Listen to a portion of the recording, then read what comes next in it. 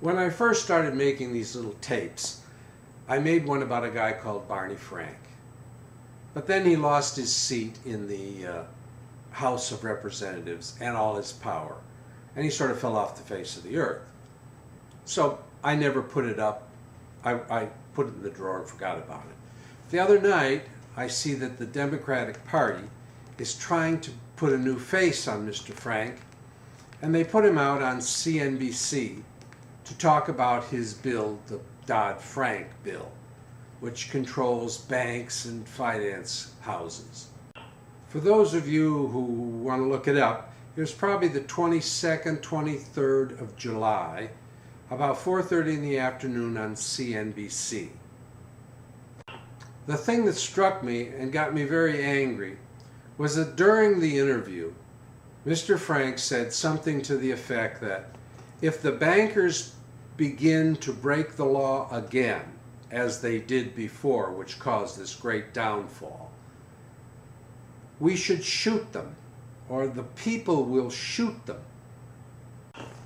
What's incredibly ironic about Barney Frank talking about getting bankers shot and talking about who's responsible, it was Barney Frank who almost single-handedly cost this country all the foreclosures, bankruptcies, defrauding that went on that put us in the position we are today. But to fully understand his role, let's go back and talk about what happened and how it all developed. It started in 1938 with the development of something called Fannie Mae.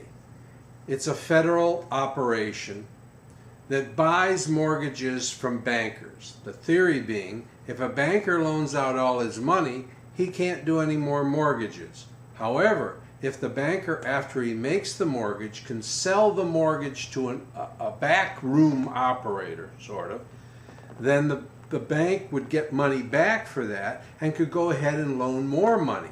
It would make buying homes easier. It's a good idea. Fannie Mae then would take those mortgages and bundle them into saleable pieces of paper that investors would buy and get some dividends out of, like a bond. All right?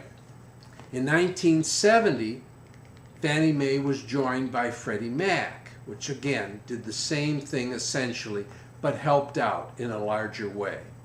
Both of those companies, if you'd call them companies, were sold to the public and people could buy, but let's not go there. Just remember that Freddie Mac and Fannie Mae both buy mortgages from bankers so bankers can sell more.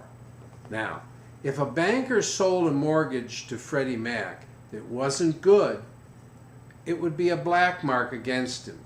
And if he did that on a continuing basis, they wouldn't buy any more mortgages from him. So it behooved a bank to take really good care to make sure that when he loaned the money, it was a good risk. In 1970, the federal government passed a law that outlawed redlining, which is a process where a bank says, look, I don't think we want to loan in this area, and they would put a red circle around it. No more mortgages in this area. People unable to sell their houses, people unable to buy houses, it would force an area to go downhill. And it was probably a wise move. When Bill Clinton took office, he changed that law into a quota system, along with Barney Frank, they worked together on this. And the quota system started to count the number of poor people that got mortgages through banks. Banks didn't give offer enough of those mortgages or close on enough of those mortgages. They were sort of brought up in front of the government and threatened. What were they threatened with? How about IRS involvement? We'll cause you so much trouble, so much pain. We'll come over and turn this bank upside down. Okay, we'll loan them. Now, this kind of started the process when Bill Clinton got involved with it, because now banks were sort of desperate, so they would say to people, look, how much do you make? We'll loosen the terms. Well, when that started to happen, other banks or brokers would lower their standards. And then this bank would lose that business to that broker. So they would then lower their standards. Well, pretty soon, anybody that could walk and speak could get a loan for a home. Things got out of control. Now, Barney Frank, at that point, should have seen that what he had started was a disaster. Instead, he ignored the problem, as did the Republican and Democrat Party. They all had a good time up there in Washington, totally ignored the problem. And then around 2007, everything fell apart. Homes, it turned out, were being sold to people who lied, who exaggerated their income, and who couldn't begin to pay the mortgages back. Second thing that happened is Wall Street got involved in this and started taking these mortgages, cutting them up into pieces so that you didn't have one whole piece of a mortgage. You didn't have, this was your mortgage. You had pieces of a bunch of them, some excellent, some not so good, and some that were doomed to fail. Cutting them up in what they called tranches or packages. And they sold these all over the world under the good name and faith of American business.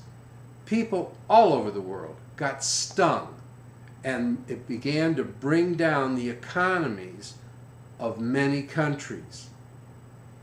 This is Barney Frank's legacy, and the audacity for him to come on television and say bankers should be shot when he forced this by threats and intimidation. That's the man that if people, all you gun owners out there, that someone to point the finger at or your gun at, it's Barney Frank who now appears to be back on his feet threatening bankers. He's an audacious personality, an audacious man. By the way, before I let this get by me, before everything collapsed, Barney Frank was interviewed, and someone asked him, Barney, don't you think this is risky? Don't you think there's going to be people and money's transferring, that people won't be paying their mortgages, that there's a chance of a lot of failures? And Barney said, if I had to take a chance on people owning their own homes or people defaulting, I'll lean toward taking a chance on defaulting. In other words, he was ready to accept. You know why? Because Barney Frank never worked in real estate. He never worked in banking. He's a pure government official whose wages and retirement are protected no matter what chaos he causes. You know, we feel sorry for the Arabs because they have dictator after dictator and they sit there in poverty. And now, you know what? We're just as bad.